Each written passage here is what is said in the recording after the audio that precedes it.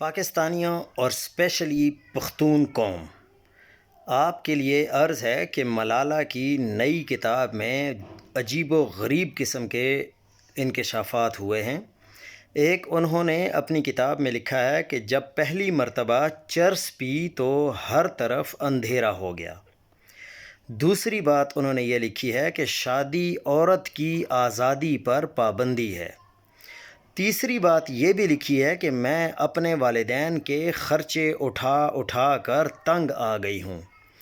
چوتھی بات یہ لکھی ہے کہ میرے والد نے مجھے ایک میوزیم کا شاہکار بنا کر رکھ دیا ہے۔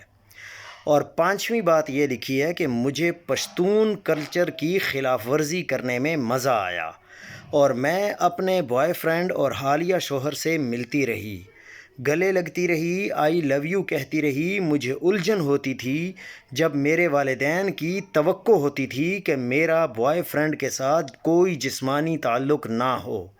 یہ لڑکی پشتون ثقافت پر ایک دھبا ہے۔ آپ لوگوں نے یہ کتاب میں اگر یہ باتیں دیکھنی ہے تو آپ دیکھ سکتے ہیں، لیکن یہ باتیں لکھنے کا مقصد یہ ہے تاکہ ملالہ یوسفزئی کی کتابیں زیادہ بکیں اور وہ زیادہ کمائی کر سکے، ورنہ حقیقت بات یہی ہے کہ یہ پشتون کلچر کے اوپر ایک دھبا ہے اور یہ بہت بڑی پلیت انسانیت ہے اس کی۔